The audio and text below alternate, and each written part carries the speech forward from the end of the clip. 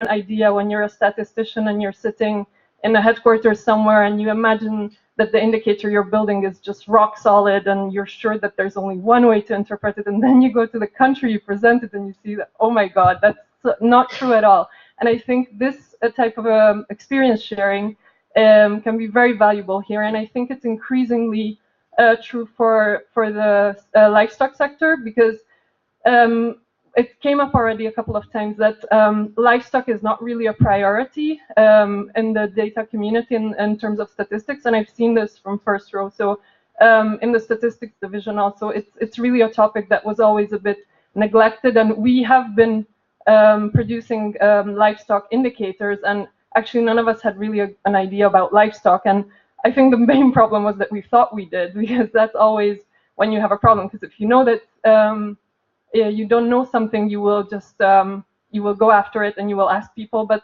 there are many misconceptions about livestock, and I think that they have to be clarified. And I think this is a great community because it's sort of in the middle. We have good connections towards people in statistics who don't know much about livestock, and we have good connections with livestock people to whom we can communicate a lot about data. So I think I've written a few things down. So I think this is a great place to discuss things as terminology. So one thing I noticed is that there are many expressions related to livestock that people think have different meanings.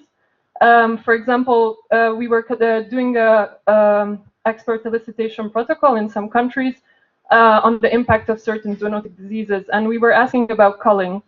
And some people think of culling as the governmental intervention killing the animals that are infected, while other people think that it's about separating the animal that's showing symptoms and then putting it back in a herd. And of course, that has very different implications when you think of the impact on the disease. And we can argue about, oh God, which is correct, but it doesn't really matter as long as people are using it in different ways, because they will interpret your data in different ways. So I think as a start, talking about these expressions or sharing these experiences on where you ran into this problem, I'm sure many of you have, can be very useful. And having such a list, I think, would be very helpful to know what kind of expressions we should watch out for. There's many improvements, technological improvements in data collecting, and I think this is a great platform to discuss those too. For example, the computer-assisted personal interviewing systems are something that can be very valuable, but have many challenges. So we will talk about the LSMS surveys a bit later, and just a quick example, and then I hand over to Louise. We had a brief discussion a few weeks ago about this on the LSMS data, and it came up that if you look at disease reporting in the data, many times they report on a Newcastle disease in cattle or rinderpest, and someone brought up that, oh, CAPI would be fantastic to automatically bring up an error for these. But I think that would be a big mistake, or I think it's very valuable that you have this information in the data, because it's a fantastic reminder that, I mean, LSMS is very valuable. It's a nationally representative survey. It's multi-topic. You can do fantastic things with it, but there's a certain level where you have to stop. And I think this is a really good reminder that the enumerators have this massive amount of information to do, and they're not vets, they're not geneticists, they're not livestock people. They don't know about diseases.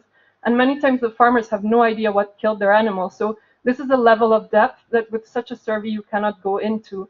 And I think these sorts of discussions, or the opinions you have on these innovations, can be very valuable, and I think they deserve a round of discussion. So I hand over to Louise. Thank you very much, and I'm looking very much forward to hearing the presentation.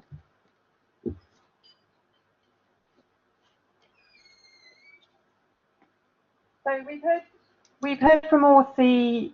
One of the ideas behind this session is to discuss data quality. But before we hear from the panelists, we're going to talk a bit about the types of data and projects that are represented in this community and funded by the Foundation, to give a bit of a framework to this discussion.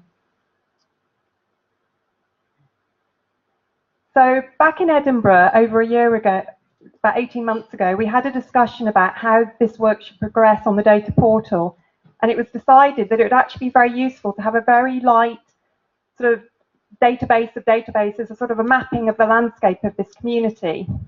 So we started work on that, and I'll talk about it in a bit more detail, but we've taken data from IATI, which is the International Aid Transparency Initiative, and we've collected the projects that are funded in livestock in the community. And then the last few months, following on from the last meeting in Navasha, we've sent out a survey to grantees to actually go into a bit more detail about the types of data they're collecting. And that makes up this sort of landscape of projects and data in the community. And one of the reasons why we were keen to do this is to really help people find out about lessons learned. So for example, if I'm working on a particular project, like for example, we had a recent case with someone who's going to be doing a regulatory project, and we could use the portal looking through the projects to find who else actually had done a regulatory project. If you're working in Ethiopia, you can find out who else is a foundation funded project. And this is very useful. It's all around knowledge exchange, but the idea is to keep it very light because there's always an overhead in keeping this information up to date. And this has come up a little bit in sort of this idea of data sharing. We've got a very light sort of overview of what types of data are collected by people. So what we've developed is we've collected the data and we've created an interactive dashboard where people can explore the projects. So we've got, at the moment, there's 118 projects in this portal. It's come from IATI. About 100 of the projects are classed under livestock, but about 10 projects are actually One Health that are actually, I think, classed in the human health, but they do deal with zoonotic diseases like tuberculosis, and that could actually be very helpful. We could add other funders' data. It's the same standard. It's very nice. We've got code that cleans. It's automated, and I think that's something that we're thinking of doing. So even if it's a different funder, still knowing who else is working in your target geography. And like I said, this is a sort of interactive dashboard. So there's filters along the top. So you can filter for region or geography. In IATI, they either class it under geography or country. So it's sort of, it looks like they're not, you'll either get a project that's region or a project that's country. So SEBI is actually classed under sub-Saharan Africa, but you don't actually know what countries we're working in. You can filter on grantees. You've also got sector and topic. And the sector is very high level if it's agriculture, and the sector goes into a bit more detail if it's veterinary. And so you can explore it. You can click on the map, select a country, and it will filter the list. So that bottom part of the screenshot, there's a list of the projects. The little green dot says whether it's open, still currently active, or if it's finished. And you can then hover over that tooltip and then see the dates. So the idea is you can find who else is currently working in your project. So following on from that, we've gone into a bit more detail, and we've sent a survey out to, we've collected data now from about 20 grantees. It's a similar dashboard. It's very light. Not all of those grants have data. This really is work in progress. We've actually reviewed the survey with 1 or 2 grantees. The idea was not go into lots of detail, very light, but enough to find out who else might have some data that might be interesting. Then you pick up the phone. So you can find out what animal species they're working on. You can also then start looking at data categories. So that's things like production or gender or regulation or policy. And then the data type filters even into more detail, like has someone got mortality data? And then the data sources. So this is currently, it's not really got a permanent home. It's a link at the moment of the LD4D website. But Cara this afternoon is going to talk about a domain that we own, livestockdata.org, and we're hoping to put this there. And then finally, this is a graph that is actually based on those survey responses to find out the type of data that people have collected. So farmer surveys is very well represented, private sector sales data, which we're going to hear about today, lab data. So there's a whole range of types of data, literature, so that's interesting for us. We already know that there's another person in the room who's got a literature review very similar, well, 2 actually, another funder. 3 of us have actually collected literature reviews on the same topic. And then there's things like machine generated, how that comes into data quality, and I don't know, but anyway, right?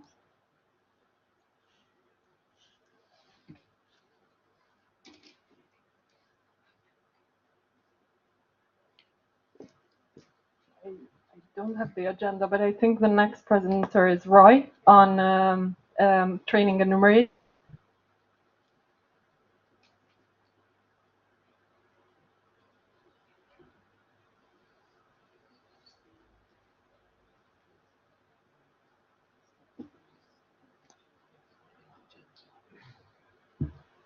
Good morning, everyone. I think everyone knows me now. My name's Woolley. I work as a data manager in the M&E team at GALVmed. I was asked to present on training enumerators, but quite frankly, I don't think a 5-minute slot is going to be long enough to go into any great detail on that. And also, I'm very conscientious that there's a great deal of expertise in this room already that could probably teach me a lot more than what I could teach them. So instead, what I've done with this presentation is really thought about the journey that we've been on at GALVmed to really work at improving our data quality. And I say improving because we are always striving to get better quality data. And we've discussed that perfection is never going to be achieved, but we can at least try and incorporate new methods and new thinking to really try and get the best quality data from source. So I think before I go any further, I'm very conscientious of the fact that the word data gets thrown around quite a lot. What kind of data are we talking about? How is it going to be interpreted? What information are we going to gain from it? So there's various types of data we could be talking about. It could be lab data, it could be model data, it could be statistical data, it could be clinical data, it could be questionnaire field data, or to steal Meredith's phrase from yesterday, micro data from the farmer. And ultimately, it is that questionnaire field data, so going out to the field to collect data from either farmers, service providers, or agrovet retail outlets, is what I'm going to be talking about today and how we've tried to improve that. I think it's very important that we set this context because for all the different other types of data that exist, there's different issues surrounding quality that I'm just not going to speak to. So I found this picture. I think Carl can probably correct me on the pronunciation here. Is it Tran Quoc Pagoda in Hanoi? Yeah. Anyway, it looked like a very pretty building. And I was going to call this slide originally "Getting the Foundation Right," but I realized I might get a couple of raised eyebrows from Hannah and Shannon. So getting the structure right. But this, I mean, I use this picture because it looks very intricate. This building, it looks very pretty. But if you don't have the foundation, if you don't have the structure, the core there, then the intricacy, the detail isn't going to have anything to go on. And for us, what that translates to is really having a correct framework in place about how the different people operate that are involved in this data collection activity. And GALVmed has been on a bit of a journey, and a bit of an iterative journey, we can say, to try and find the most optimal way of doing this so that we can guarantee good quality data from the field before we even begin to talk about any of the technicalities, which I could go into for another half an hour. So this looks something like this, where GALVmed kind of sit here, the M&E team. We typically work with consultants, field lead, and field team enumerators. Now, I think the boxes are less important here than the arrows, actually, because the arrows are there to signify that this is a two-way exchange of information, especially in the beginning of the study, as we are looking to put things together. It's all about getting communication and engagement from everyone that's involved with you to really help drive that process of improving the data that you're going to get back from the field and making sure that it's actually relevant to your overall objective of what you're looking at. And what we've found typically is that if you can use field leads who are perhaps local vets, then they're actually very, very good because they're already engaged in what you're doing because they're interested in the livestock sector.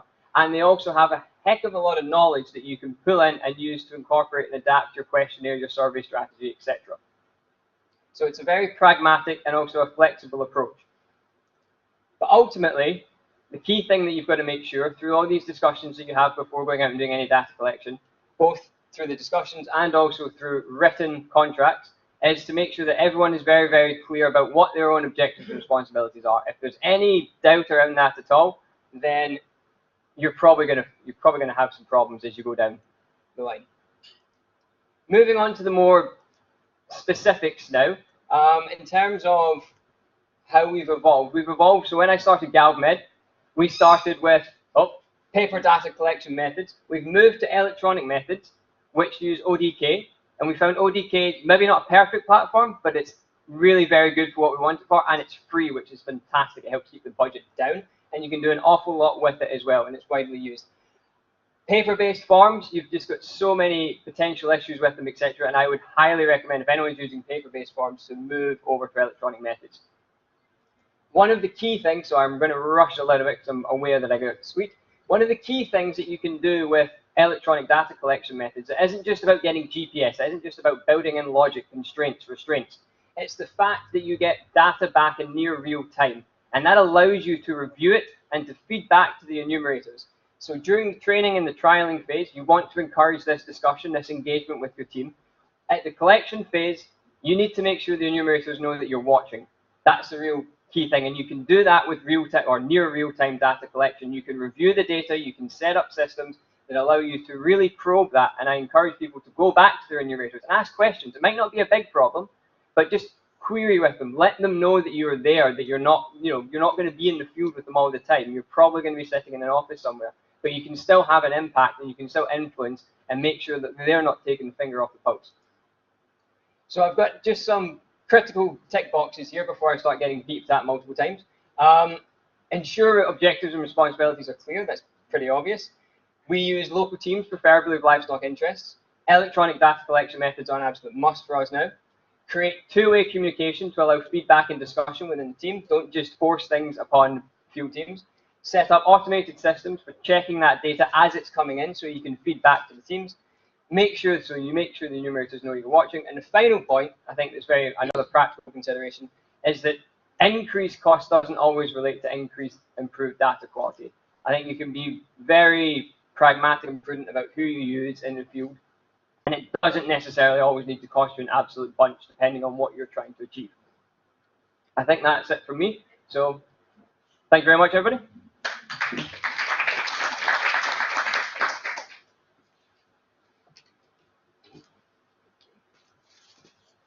Our next presentation will be on training for reporting, the challenges in reporting notifiable diseases by Alex Cook.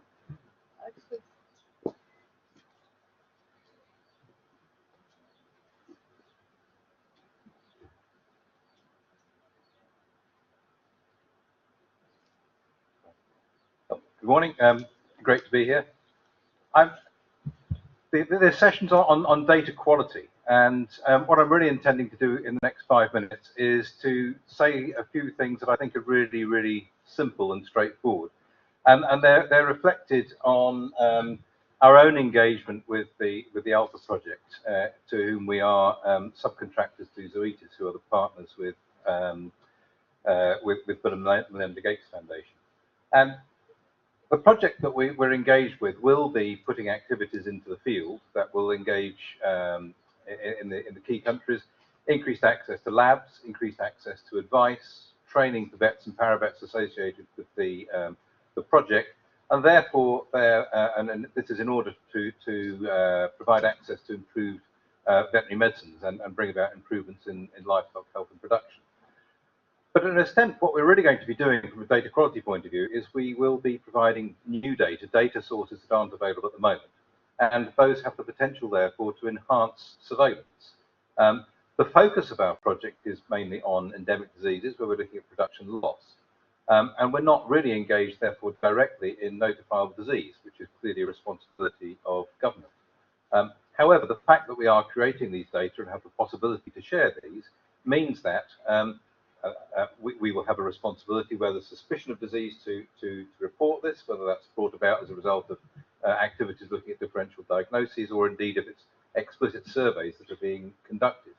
And what this really means is that we will have a new set of information which might change the degree of representativeness and the degree of coverage that a surveillance system offers, and therefore may present new intelligence back to government. So, thinking about this, there are different agents involved, and clearly what we want to do is to engage with farmers. So, when we think about gathering information that's involved with specific diseases, for example, if we suspect that there may be presence of a notifiable disease and we report that back to government vets, what's the result of that going to be? So in some cases, if we look at a disease like rabies, there may be great support from the community in terms of reporting, because they think that's going to bring benefits back to the community. But in other cases, particularly if we're perhaps in a region where some notifiable diseases are known to be present, maybe this may result in unwanted attention from government coming in to interfere with the way that people are moving and using their livestock. And the question therefore arises is, if that interference takes place, are the farmers who are involved there actually going to be gaining any benefit from that notification? Likewise, from a government point of view, you know, if we're going to increase the likelihood of suspect disease reports coming out of an area where we're working, what does that mean to the local district veterinary officer, for example? Are there going to be increased demands for disease investigation? Are there going to be increased demands for confirmatory laboratory tests to be taken out? Are there going to be increased demands for action to be taken if presence of a notifiable disease has indeed been confirmed? So there is also the question that arises in terms of understanding that the consequences of this. If we've increased the, if you like, the surveillance intelligence, the surveillance attention within a particular area, then maybe the one consequence of that could be an increased number of reports of suspect disease or even confirmed disease. But this doesn't necessarily mean there's any change in the true underlying incidence, just that our ability to detect it has altered. So to draw this to a conclusion, the original title of this was to look at training needs. And within the Alpha project, the conclusion that we've reached really in terms of how will we deal with this consequence of a change in essentially surveillance sensitivity is firstly to think about the fact that we must make sure that we engage with local government veterinary services before we actually go live on the ground with any particular activity. And part of the reason for this is to ensure that we generate mutual respect, transparency and trust, so that government officers know what it is we're going to be doing. They know that the consequences may be an increased rate of detection, and we jointly know what will happen if we're going to, as we go forward with this. It's also worthwhile asking whether there are other people involved in the area already and what rules of engagement they already have with respect to disease reporting. And for our own field teams, training is necessary on a few simple areas. Firstly, recognition of suspect signs of notifiable disease. What happens if we think we're finding them? And what level of evidence is sufficient to make a report? What level of expectation is there in authorities that this is the stage at which a notice should be brought together? There should also be clarity amongst everybody what that pathway is from suspicion to confirmation or refutation of that. And very importantly, we're engaged with animal owners. They have to understand that engagement with this project may bring about the consequence of detection of something that otherwise might have gone undetected. So that area of informed consent becomes really important. So really, in terms of creating training, what we want to do is to make sure we engage with government services and with other local stakeholders in design and delivery of training to think about those various stages. Identification of suspicion, what are the reporting consequences and what are the expected actions. And through that transparency, we can do two things. One, think about the quality of data that arises, but secondly, also think about what the implications are for the various partners that are involved within the project. Thanks.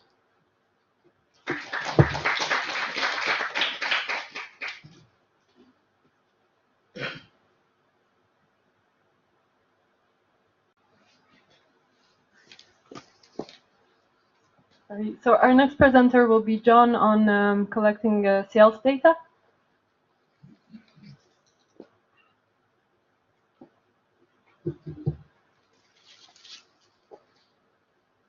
Good morning. I'd like to thank SEBI and just a little bit of background. I'm from the market research background, and I've been involved in setting up retail panels.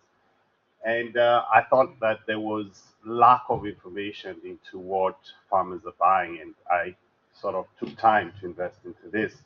Happy to share with you what we're currently doing. That's tracking sales at the retail level. So what exactly are we tracking? We're tracking sales on animal health. So we're picking up information on animal health. We're also taking animal nutrition. We're getting information on seeds, fertilizer, and crop protection. Now, it's important for us to be able to note that the information that we're collecting is around smallholder farmers who really would be the ones who are going to buy in the agro dealers outlets. The big farmers are usually, they usually have products delivered to them by the input suppliers, and therefore the information that we're capturing basically gives you an idea of what they're buying. And more importantly, it starts giving you an insight around how is the farmer wallet basically segmented around the kind of products that they buy. across Africa, most of the smallholder farmers actually would practice mixed farming. So they have some livestock, they have cereals as well as they have poultry. So when it comes to making choices around where do they invest, how do they do this? It is also an important thing to be able to track how, in case, if anything, what is changing in terms of their practices. So I guess the question would be, why are we looking at sales data? I think it's a very good tool because you can then be able to identify what are the farmers. We could ask farmers or we could ask retailers. So the retailers are fewer in numbers, so it's a lot more cost effective. We're currently tracking this information monthly. We'll be reporting it on a quarterly basis. So obviously, looking at what they purchase will give you an indication of how they're changing. What is it that they're changing in terms of buyer behavior, as well as seasonality trends. When do they make what decisions? We believe that this will be quite useful in validating other research or other interventions that are there in the field. And also what we found out is the information that you get out of this research sometimes is very different from what is their knowledge. So they have some knowledge, but sometimes the practice is very different. So even if the farmer knows that you need to do X, they'll probably do Y. So this you can be able to capture from what they purchase. As well as being able to pick up information around acceptance of products in the market. So obviously there are challenges, and one of the challenges is really building trust. We're looking at about 6 to 7 interactions before we get approval from these agro dealers. So it is really, really difficult. One of the main challenges for us is most of the agro dealers would probably be operating without the necessary license. So if you're doing an agrovet, if you have veterinary products, then you need to have an SQP, a suitably qualified person. You need a license for that. If you're selling seeds, you need a license for that. If you don't have that, then it gets really difficult. So there is an issue of trust around there. And then there's the quality of data. A lot of the agro dealers are not, they don't have electronic data. So it takes us about 2 to 3 hours for one outlet for us to be able to get data. So that's quite difficult. With the data that we've collected so far, we have over 5,000 SKUs. So it's quite a heavy challenge doing that. And also we are aware that not all sale records are recorded, but it's something that we're working on addressing on that. In terms of analyzing and showing the output, we think that one of the challenges that we have is we're able to show information around regional sales, but we really need to be showing farmer profiles. So if you have people who are depending on livestock, we should be able to show that, or horticulture and dairy, we could be able to show that. And then there's the issue of consistency of data. The person who's there is not there, the weather affecting the data collection. Then you have the issues around the universe study. So right now, when there's no universe study that has taken place. We have no insights around the productivity. So what they're buying, we're not sure what the output is. We're not sure about what they're treating when we have the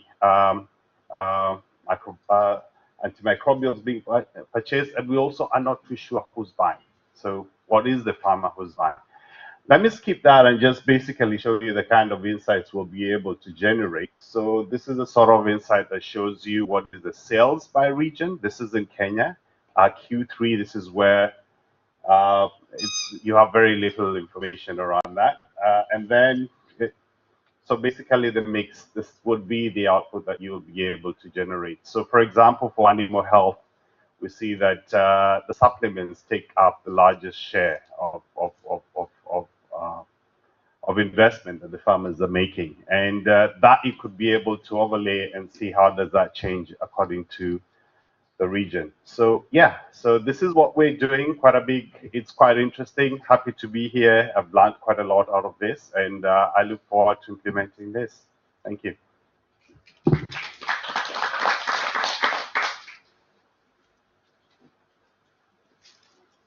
Our next presentation will be on the experience from research and development, and it will be Alex presenting.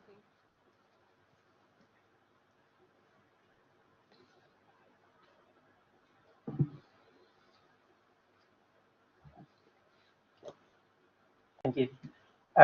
So my my name is Alex Brink. I'm from an organization called Clindata. We essentially do data management and statistics for a wide range of organizations, mostly R&D, but of course general research as well. It's very difficult to summarize data quality in R&D in 5 minutes, but I'm gonna do my very best.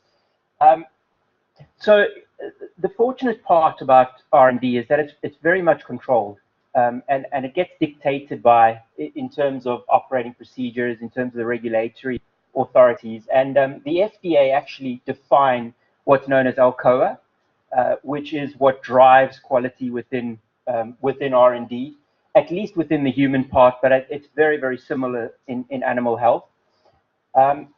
I'm not going to go through absolutely everything. I think the key, though, there are two key central themes. The one is data integrity, one is data traceability, being able to know exactly where a particular data point came from, as well as making sure that all data is complete, consistent, accurate, trustworthy, and reliable.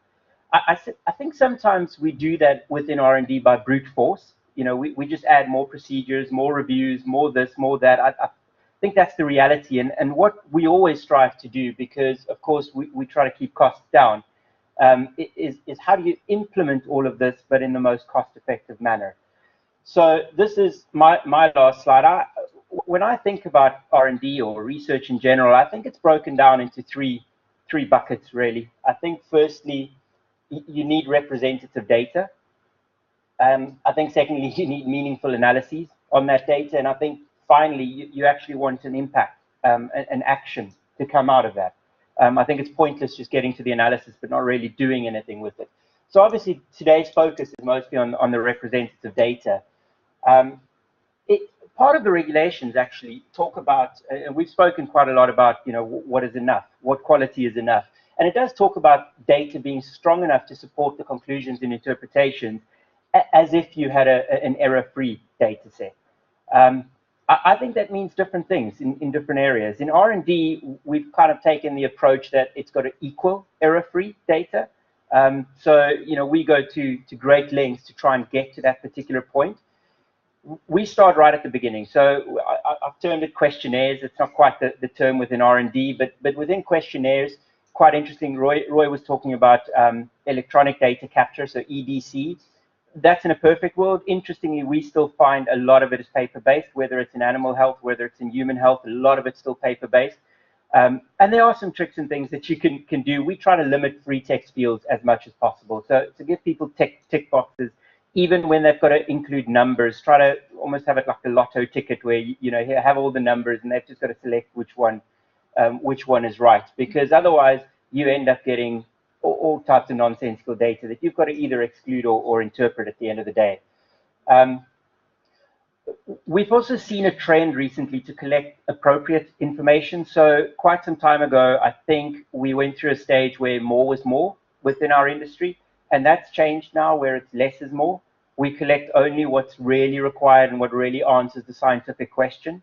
So that's quite interesting, I find. We talked a lot about standards this morning.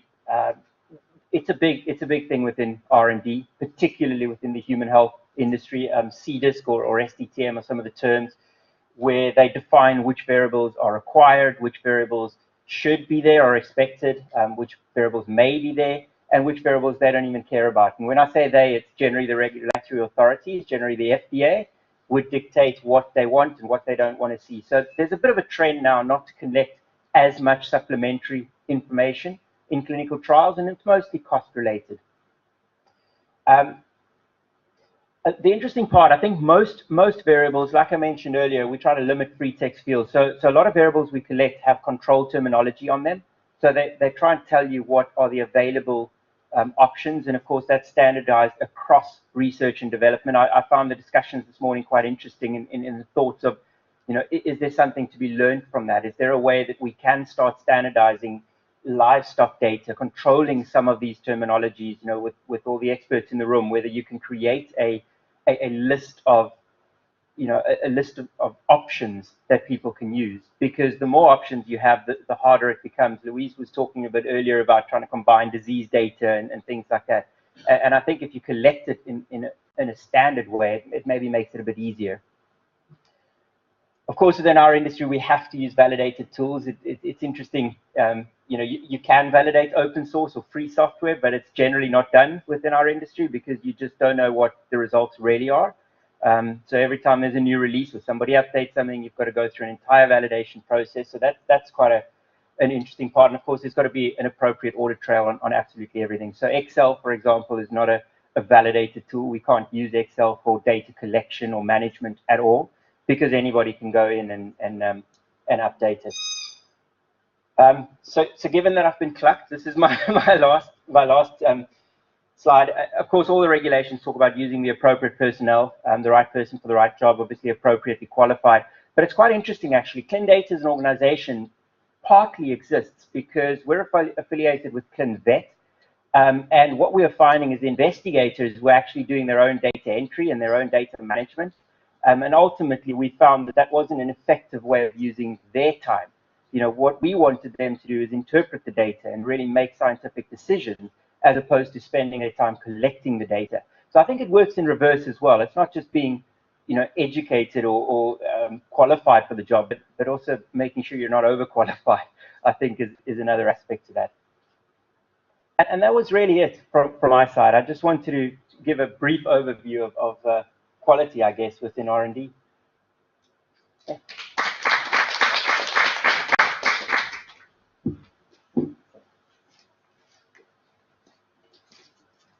Thank you, Alex. And our last presentation will be from Paulo on the global surveillance systems.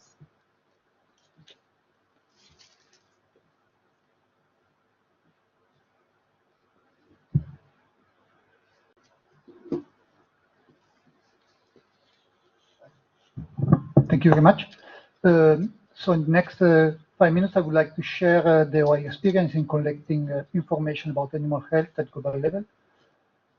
Just a quick reminder what WAHIS is. WAHIS is the World Animal Health Information System and is the OAE platform for collection, submission, and access to all data provided by member countries. Currently, we are collecting information from 182 member countries and 24 territories. What we collect, but there are different channels through which the member countries can submit information to the OAE. The early warning system that is related to submit alerts about what we call exceptional epidemiological events. So, for example, the first occurrence of one disease in a country. Then we have the monitoring system through which the country should submit twice a year, so 6 monthly reports about providing a complete picture about the status of the 117 OAE listed diseases. And then the countries can also submit additional information through annual reports about, for example, figures about animal population or human cases for zoonosis. Quickly, the flow of information in the system, the country collect information from the field veterinarian, and then the official veterinary services have a direct connection with WAHIS. We have a dedicated focal point, it's a focal point for disease notification that submit information to the platform. The information are not directly published. There is a verification process before publication. Then the information are published and shared with the general audience. Challenges we faced during in collecting information, I would say time, sensitivity, quality, and dissemination. So time is sometime, but the information should be submitted respecting certain deadline, specifically for the alert messages. The country should submit information 24 hours after the confirmation of the disease event, and for the 6 monthly report, 1 month after the end of the semester. and sometimes these deadlines are not respected. Sensitivity of the system. The country have the legal obligation to submit all the relevant information about animal health in their country, and this in some occasion there is a discrepancy between the real situation in the country and what the country are submitting to the platform. Quality of the information provided. Basically, two main problems in quality of the information provided. Sometimes there are missing data, so the country forget or don't have complete information. Well, they usually submit information using a template, and in some cases some basic information are missing, or there are a mistake in filling the different fields. And then very important also is the dissemination of the information. So we ask the country to provide information in respecting some deadline, and then it's very important also for us to disseminate information very quickly and reaching a wide audience. So we face the different challenges, but to try to reduce as much as possible delay in notification. We have, as I said, the focal point for that is our direct connection with the veterinary services in the country, and we have a continuous support to member countries to a continuous communication with the focal point for disease notification. To improve and to ensure a good sensitivity of the system, we are not only waiting for the country submitting us information, or we have an active search of unofficial information. Specifically, we are using two different platforms. One is the IBIS platform provided by Australian government, and the other one is the EOS platform, the Epidemic Intelligence from Open Source Data. It's a collaboration with WHO. And these two platforms are used to track unreported information to the OIE. So each time we found a discrepancy between what the country is submitting and what they should submit, we contact the veterinary services of the country to ask to provide clarification. About the quality of the reports, so we put in place different actions. So first of all, there is no reports published before a preliminary verification. It requires a lot of effort and work from our department, but basically we verify each information submitted to the report. And if we found mistakes, incomplete data, inconsistency with previously reported data, what we do usually is to come back to the country, to contact the focal point, and to ask to clarify some information or to provide some missing data. It's very important also the training part. So we organize regional training. Each 2 years we have a complete training of the 5 OIE region. And then in the last 2 years we launched also an e-learning platform for continuous, each focal point can access the learning platform. Is basically provide support in how they should fill the different fields and how they should notify all the information to the OIE. And finally, also we each year update a notification procedures. So there is a specific notification procedure, some guidelines that explain to the member country how they should fill the different reports. Is a description of the different fields in the template and how the different fields should be filled. To reach a wide audience or to disseminate quickly the information, previously we had only email distribution list, and again the last 2 or 3 years we improved the dissemination of the information, creating a specific WAHIS alert application. Finally, this is the extreme solution is we decided to rebuild completely the platform. Is something that I will present in the afternoon. So the previous WAHIS platform was created in 2005. Now it's quite old. So we decided to renovate completely the platform, and I will speak about it in the afternoon. But basically, the new platform will be launched in 2019. Thank you very much.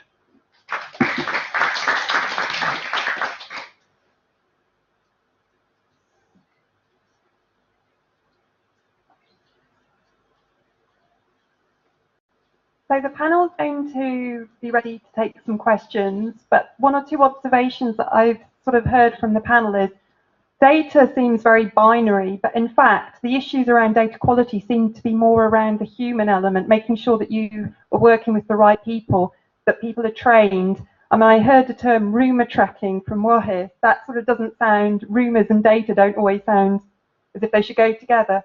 There's also a discussion around electronic data capture, and even that, it sounds like while it's very useful, in some cases, there's still reason to use paper copies. I think there was a comment around less is more, being very selective perhaps about what type of data is collected. And likewise, there's a whole range of different types of data here represented. So I think we'd like to open up the floor to the panel to the floor.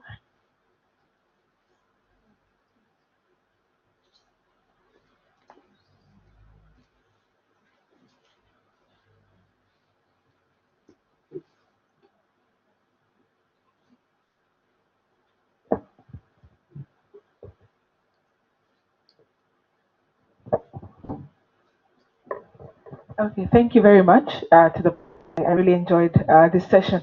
So I just wanted to make 2 comments, and I have 1 question. So I'm from the World Bank. So comment to the moderator. So just to emphasize, the LSMS is not a livestock survey.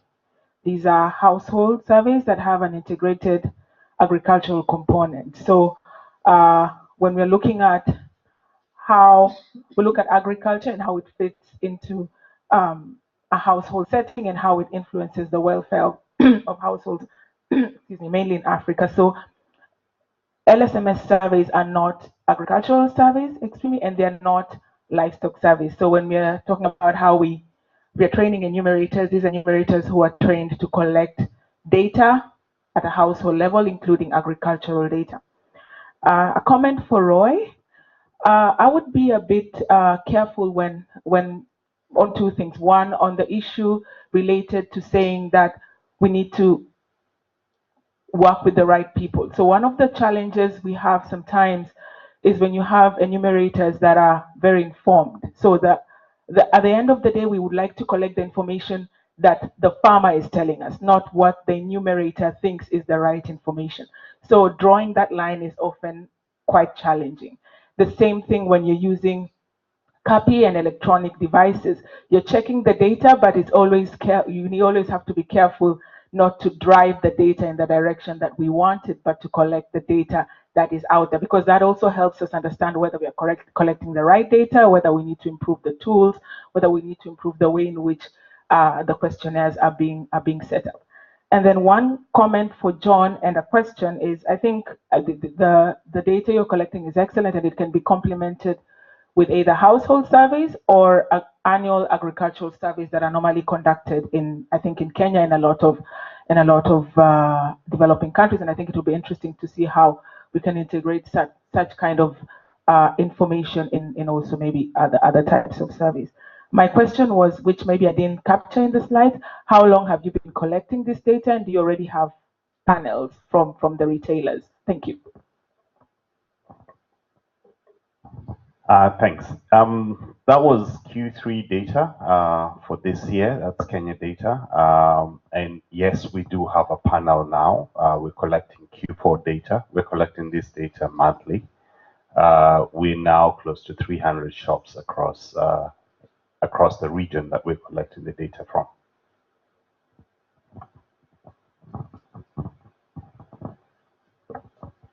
Yep. So thanks for the interesting presentations. in some ways quite high level as well. And I just thought maybe we should not forget about the cutting edge, the livestock owner in the field. And that's important, particularly in the sense because livestock owners have to make a decision on the spot often. If something's happened, if there's a disease happened, they need to make a decision about whether to treat, whether to cull, whether to feed more, whether to feed less, or whatever. And in that sense, sort of data that helps people to make a better decision, even if that data is not very good or very complete, as long as it's helping make a better decision that you might be able to make in the first place, it's in some ways a good thing. So I just think it's something we should remember, because I think that's part of also the livestock data usage, is that, you know, it's to help people in the field make decisions about what they can do today.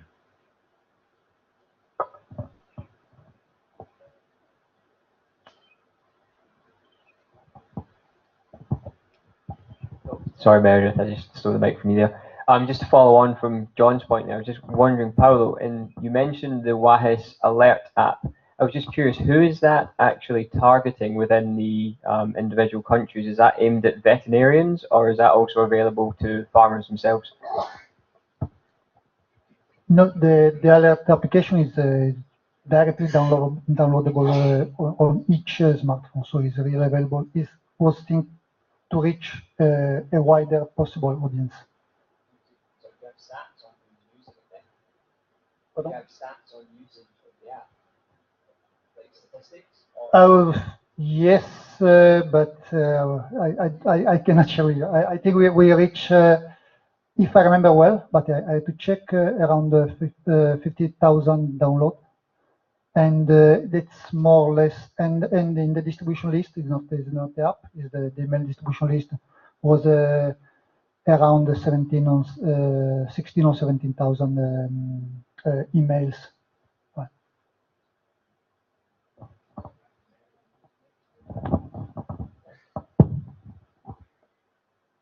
Yeah.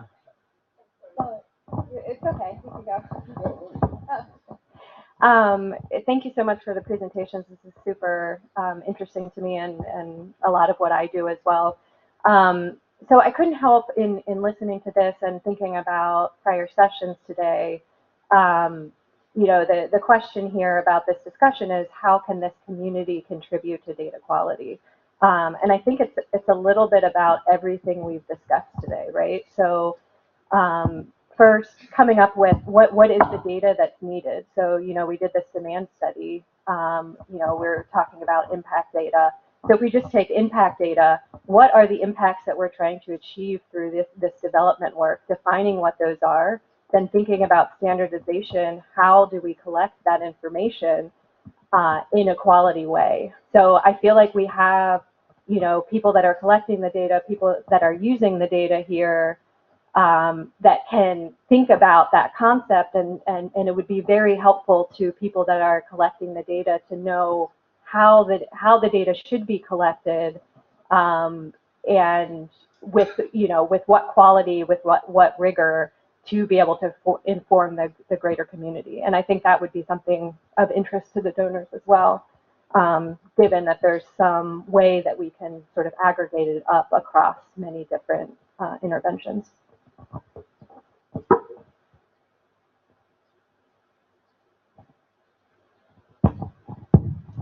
Yeah, my comment is on the moving the data collection from paper to electronic system. I have been using this, well, we have been using in different projects for the last 8 years, I can say. But it's not, it's fancy, it's sexy, but it's not, it's not like a panacea. For example, my problem with the electronic or using ODK or whatever system, number one, the level of training you give to enumerators or people that are collecting is completely different from the paper-based data collection. Number one, you need to have really rigorous and very, very detailed training. Number two, my problem with using the ODK system or any system on the longitudinal data collection. One of data collection, it works perfect. But longitudinal data collection, repeated measurements, repeated, is really a mess, I can say. I'm sorry. That's my experience. If you have other experience, I would love to hear. So thank you. But yes, just to comment, we do make sure that we train people thoroughly on ODK, and we actually have separate training for both the ODK platform and then follow that up with training on the actual survey and the questionnaire. We've actually recently used ODK within an R&D scenario within GALVmed for a non-clinical study, so non-regulatory, and that had a longitudinal nature to it. And actually, we built the farm up in such a way that actually it was very simple for them to implement in the field. I think for longitudinal studies, when you are doing that with an electronic data collection system, it is good to have some sort of paper-based record as well for the enumerators. I think you can do a mixed methods approach if you like, just to make sure that the field leads, etc., have got the information available, that you're not relying entirely on the electronic data system, but at the same time, I think having that still greatly outweighs relying purely on paper for these sorts of studies. We can agree to disagree, I think, but I can maybe add as well that there's different types of software out there, and one of the softwares that we use is actually a combination of both, where you design it electronically, but it's a printed page that gets scanned in and the data gets read automatically and into a system. So people can prefer to log in and do it electronically, or they can fill it out in paper and just scan it to you. So there are different options, I think. I mean, that's probably not a bad option for a lot of these environments, I think.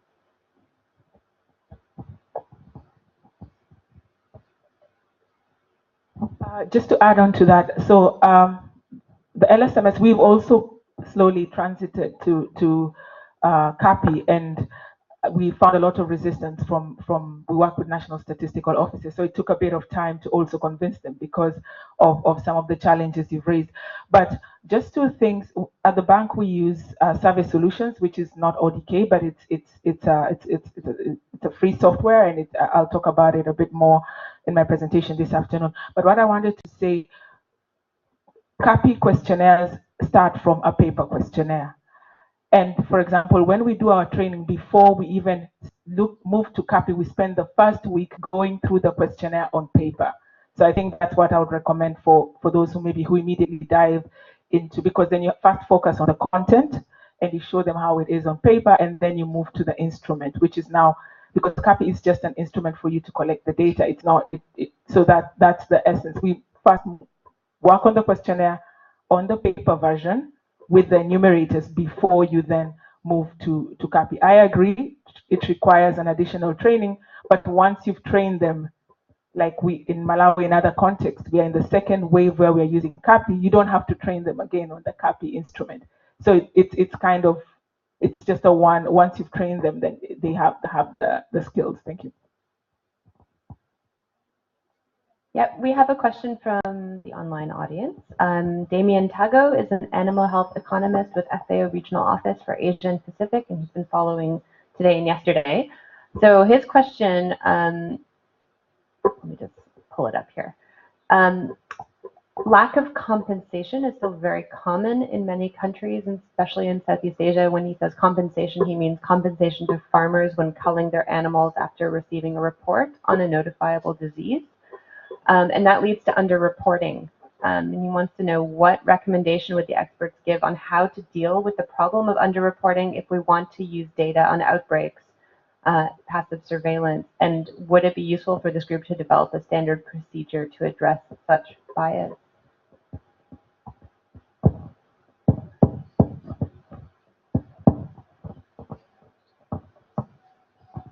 Yeah.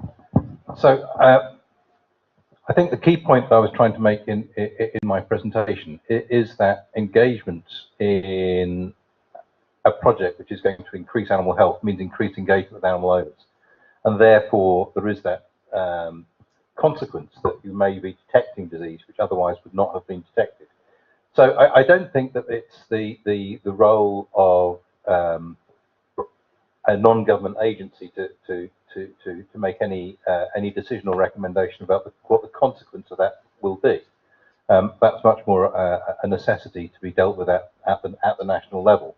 But I do think it's important to have had that debate and to have had that discussion with the appropriate authorities, because of this being a foreseeable issue that might arise. And I would say it's part, if you like, of the kind of governance or ethical framework within which that project could be conducted. So I apologise for not answering that question directly. And if there's others who would like to tackle that, then that would be appropriate. But I don't see that it's necessarily the remit of this group to enter into that area.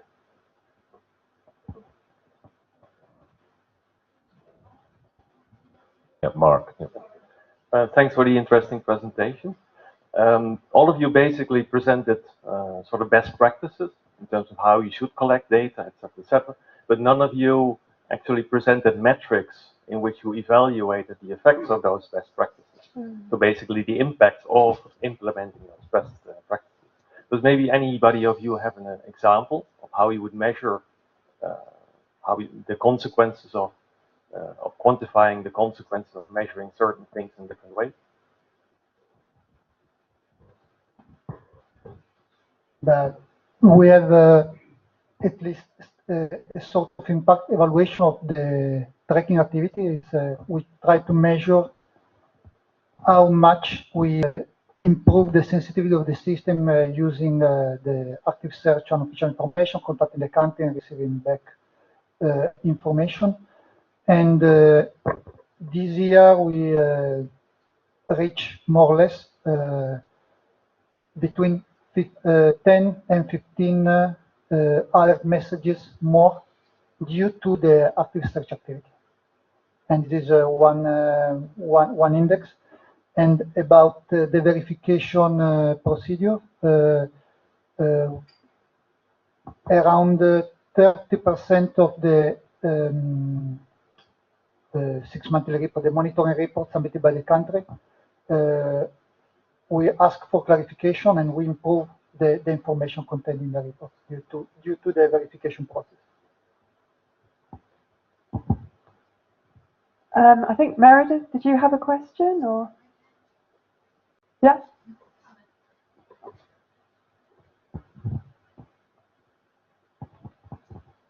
Thanks for the good discussion. There are a few points I wanted to make on some things that were discussed. One is this electronic data collection. So Land O'Lakes recently went over to an electronic data collection. For all of our projects actually, except for this one, because it's a long story. So I think I understand both sides of this, and I think the question is when you use electronic data collection and when you don't. The important thing is that all of your data is entered electronically so that you can utilize it. So you want to make sure that the best data quality, the data has the best data quality as possible. One of those ways is through electronic data collection if you have people that understand how to enter it into that electronic data collection. And so generally when we use electronic data collection, it's with staff or enumerators that are a bit more highly educated and have more experience with the tablet-based data collection. When we're talking about farmers or participants that might collect data for us, we always do that with paper copies because that makes more sense to them, and then it gets entered into the system. So it's about thinking about what is going to give you the highest data quality. And while electronic data collection has a lot of positives in terms of being able to validate numbers when you add it in, making sure they fill in each of the fields, sometimes capacity to be able to enter that outweighs the use of an electronic data collection system. So there are definitely positives and negatives of it, but that's sort of the approach that we're taking. The other thing I wanted to comment on was your comment on having the right people to fill out the data. And it's a little bit with this electronic data collection system, but we had an experience in Mozambique for one of our projects where we hired enumerators that didn't know about dairy. And so they were asking questions about calving intervals and things like that, and they weren't able, when they were hearing these numbers, to be able to be like, oh no, that doesn't make sense. So there's a fine line between having the right people enter it that have enough information that they're able to challenge data that they're getting that is just not, physically possible. But you obviously don't want them so knowledgeable that they change the data that they're entering. So just an interesting dilemma. Sorry, I can't help reacting to that on 2 points. So it's always a challenge because how we approach it normally, especially when we have integrated agricultural surveys where you need some specific competences through the ministries of agriculture and the national statistical offices, they help us select. Of course, we don't select anybody. We select people who can conduct a survey. On the CAPI questionnaires, just 2 things. One, at least from our experience, it's not about education because, as we know today, even in the most remote areas in Africa, you find people with smartphones. So it's not about being educated or not, but it's just about being able to use the software to collect the information. There are a lot of advantages of using CAPI. The double entry of data, at least from my experience, used to create both. You have the enumerator errors, but you also had errors that could become done by people who are doing the data entry. So you reduce the amount of errors in the data because the enumerator could have collected the data correctly on paper, but the person who's doing the data entry, after I've been doing data entry for 300 households, I'm tired. I'm a human being and I make a mistake. So we reduce that, we remove that stage of data entry and we reduce the errors and we improve the quality of the data, which is what we're all interested in at the end of the day. Andrew had a question and then Tadeli. It's just a comment on I would have thought with the electronic data collection, you were able to put in some error checks as it goes in to cope with some of those issues, like intercalving interval or something. Yeah, and even in unbounded ones, if you think it's outside the normal range, at least make sure that one's correct on top of the ones that can't be correct. I think Tadeli wanted to make a comment. Oh no, sorry. So Alan's just said if we could finish early, that would be a good thing. So I'm not sure if anyone else has got any final questions or. So this afternoon, I think it might, we're going to talk about whether there's any interest in a working group. And it sounds like from the grantees, there's a lot of experience and issues and lessons to share, really, around how to actually improve the data quality before it even becomes data. So. Okay. Are we done? Yeah, I think so. Okay, great. Well, thanks a lot to Louise and Orsi and all our presenters. That was an excellent session. So I think you can probably resume your seats.